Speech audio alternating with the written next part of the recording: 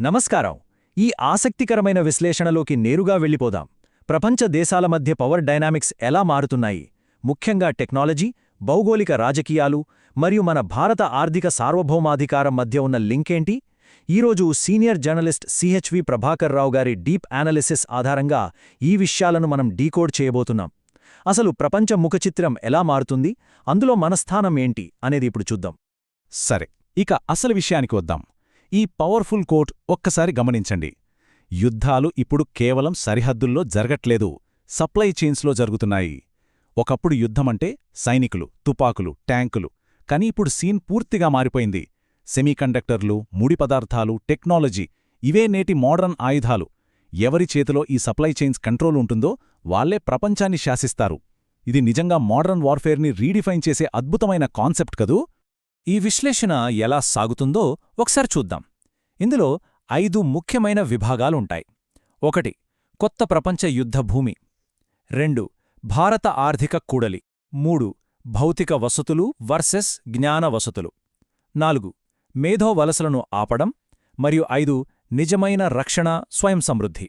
So, మొదటి విభాగంలోకి అడుగుపెడదాం. The new global battle field. సరిహద్దుల నుంచి సప్లై చైన్స్కు మారుతున్న పాలిటిక్స్. ఇక్కడ గతం, వర్తమానం మధ్య ఉన్న తేడా అద్భుతంగా కనిపిస్తోంది. గతంలో ఒక దేశం పవర్ అంటే దానికున్న సైనిక శక్తి, భౌతిక సరిహద్దులు అని లెక్కేసేవాళ్లు. కాని ప్రెజెంట్ సిచ్యువేషన్ చూడండి. ఆ ప్లేస్నిప్పుడు సప్లై చైన్స్, ఇంటెలెక్చువల్ ప్రాపర్టీ మరియు అత్యాధునిక రీసెర్చ్ సెంటర్లు రీప్లేస్ చేశాయి. కేవలం సైన్యం ఉంటే మాత్రం సరిపోదు. గ్లోబల్ సప్లై నెట్వర్క్స్ని కంట్రోల్ చేయడం ఇప్పుడు అసలైన గేమ్ చేంజర్. అయితే ఈ మార్పు ఎందుకు జరుగుతోందంటే కొన్ని కీలకమైన గ్లోబల్ ఫ్యాక్టర్స్ దీనికి కారణమవుతున్నాయి. అమెరికా, చైనా మధ్య నడుస్తున్న టెక్నాలజీ రేస్, మిడిలీస్ట్లో కంటిన్యూ అవుతున్న టెన్షన్స్, ఇరాన్ చుట్టూ ఉన్న పొలిటికల్ అనిశ్చితి, అలాగే చైనా వ్యూహాత్మకంగా పెడుతున్న ఎక్స్పోర్ట్ కంట్రోల్స్. ఇవి కేవలం వ్యాపారపరమైన నిర్ణయాలు కావుసుమా?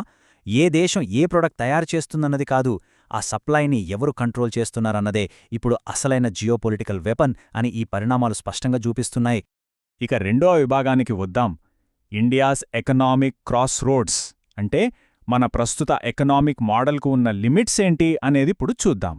మన ఇండియా గ్రోత్ స్టోరీని గమనిస్తే ఫారిన్ ఇన్వెస్ట్మెంట్స్, బయటి దేశాల నుంచి తెచ్చుకున్న టెక్నాలజీ, గ్లోబల్ మార్కెట్ల మీద మనం చాలా కాలంగా డిపెండ్ అయ్యాం.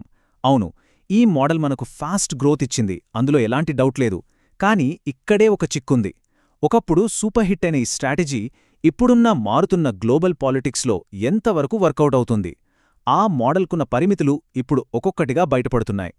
మనం మేక్ ఇన్ ఇండియా అంటున్నాం, చాలా ప్రోడక్ట్స్ ఇక్కడే తయారు చేస్తున్నామని సంతోషిస్తున్నాం.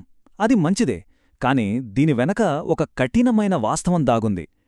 దేశీయంగా తయారవుతున్న ఆ ప్రొడక్ట్స్కి కావలసిన అతి ముఖ్యమైన విడిభాగాలు ఎక్కడినుంచొస్తున్నాయి? విదేశాల నుంచే. వాటి వెనక ఉన్న కోర్ టెక్నాలజీ, ముడి పదార్థాలు కూడా ఇంటర్నేషనల్ మార్కెట్ నుంచే వస్తున్నాయి. చూసారా? పైకి ఇండియన్ ప్రొడక్ట్లాగా కనిపిస్తున్నా మన ఫౌండేషన్ ఇంకా బయటివాళ్ల చేతుల్లోనే ఉంది. ఈ హిడెన్ డిపెండెన్సీ అనేది భవిష్యత్తులో మనకు చాలా పెద్ద రిస్క్గా మారే అవకాశముంది. ఇప్పుడు మూడవ విభాగంలోకి ఎంటర్ అవుదాం. భౌతిక మౌలిక వసతులు వర్సెస్ జ్ఞాన మౌలిక వసతులు.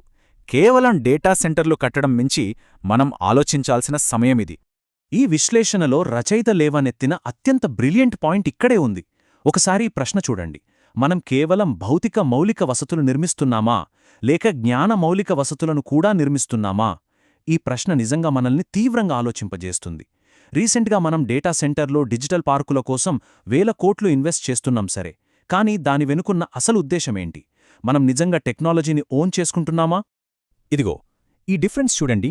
ఒకవైపు డేటా సెంటర్లు, స్టోరేజ్ యూనిట్లు ఉన్నాయి కదా, ఇవి కేవలం డేటాను స్టోర్ చేయడానికి మాత్రమే పనికొస్తాయి. ఇది జస్ట్ ఫిజికల్ ఇన్ఫ్రాస్ట్రక్చర్. కానీ మరోవైపు ఆ డేటాను ప్రాసెస్ చేసే కోర్ టెక్నాలజీ, దానికి కావలసిన రీసెర్చ్ అండ్ డెవలప్మెంట్, ఇవి నాలెడ్జ్ ఇన్ఫ్రాస్ట్రక్చర్ కిందకొస్తాయి.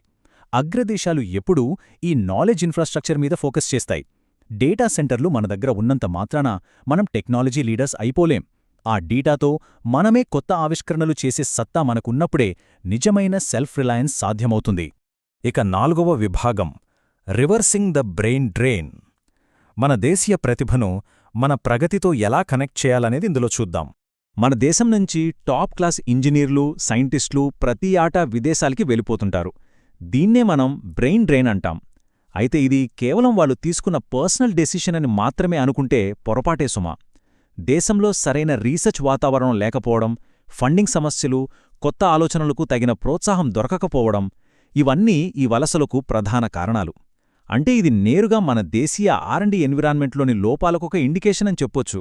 అక్కడ్నించి అసలు సొల్యూషన్ వైపు ఎలా వెళ్లాలో ఈ టేబుల్ చూస్తే అర్థమవుతుంది. పాత ట్రెండ్ అంతా బ్రెయిన్ డ్రెయిన్. దీనివల్ల మన గ్లోబల్ టాలెంట్ను మనం కోల్పోయాం. కానీ ఇప్పుడు మనకు కావాల్సింది బ్రెయిన్ గెయిన్. అంటే ప్రపంచవ్యాప్తంగా ఉన్న మన అత్యుత్తమ ప్రతిభావంతులను తిరిగి మన దేశీయ ఆవిష్కరణల కోసం వాడుకునేలా పాలసీలు మార్చాలి. వాళ్ల స్కిల్స్, ఎక్స్పీరియన్స్ని మన డొమెస్టిక్ ప్రోగ్రెస్తో కనెక్ట్ చేయడం ఇప్పుడు అత్యవసరం. ఇక ఫైనల్గా 5వ విభాగానికి వచ్చేశాం.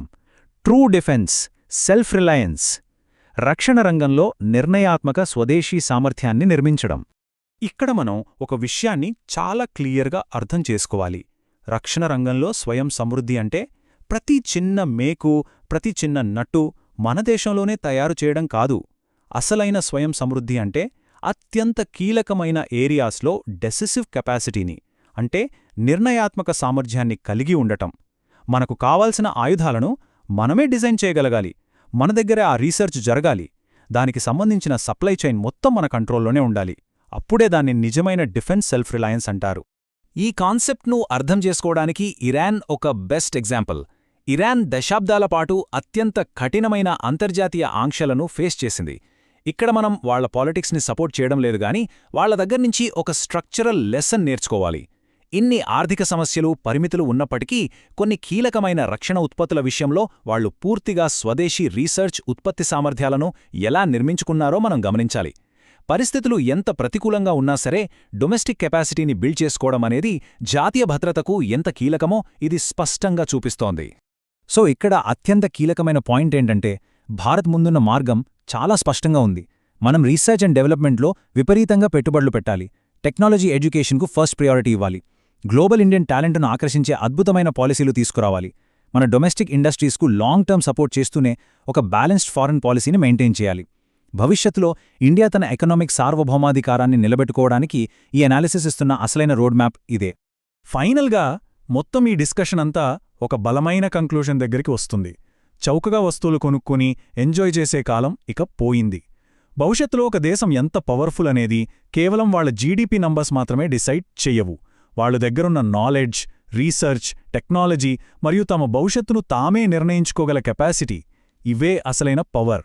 మరి ఈ నాలెడ్జ్ బేస్డ్ గ్లోబల్ వార్లో మనం ముందు వరుసలో నిలబడాలంటే మన జ్ఞాన మౌలిక వసతులను మనం ఇంకెంత వేగంగా నిర్మించుకోవాలి?